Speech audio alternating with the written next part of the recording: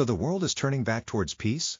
The big news of the week is that President Donald Trump made his earlier planned visit to China to meet with Chinese President Xi Jinping to try to stabilize the relationship between the world's two largest economies and global superpowers.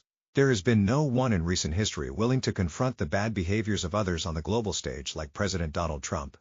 During his first term, Trump was the only person willing to say what most people were thinking.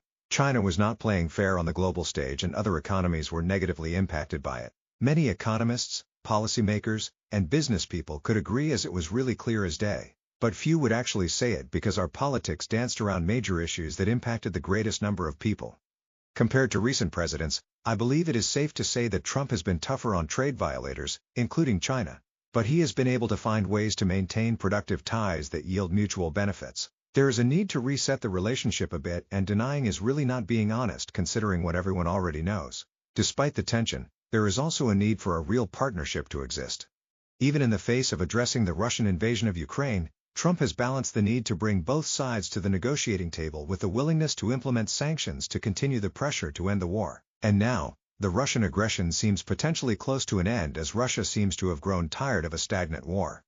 Securing common ground with our global rivals and potential enemies is important to avoid escalations and ongoing conflicts. We have a military operation that needs to find a course to an end where a major terror sponsor does not have a nuclear weapon in its future and all parties agree to prevent that from happening. Ideally, Iran can be convinced to set aside the generational ideological hatred and focus on becoming a productive member of the global community, turn away from their real oppression and allow for its society to experience freedom and opportunity.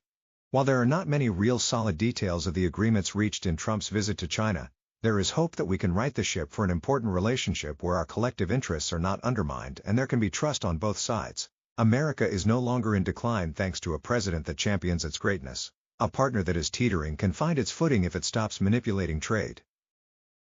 While the Iran conflict is understandable, but not ideal, there is a need to find a resolution, reopen the waterways, and push the rogue terrorist regime away from its past and towards a different future.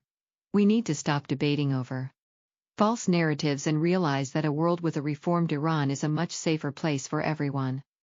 There is a need for our traditional allies to wake up and realize their roles in maintaining a collective defense, especially in a relationship where they received a greater share of the benefits while America has borne more than our fair share of the cost.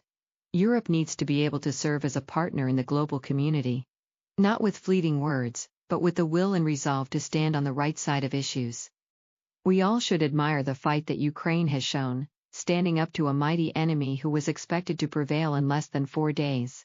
Well, it is almost 4 years and they have been able to bring the fight to their enemy with our help.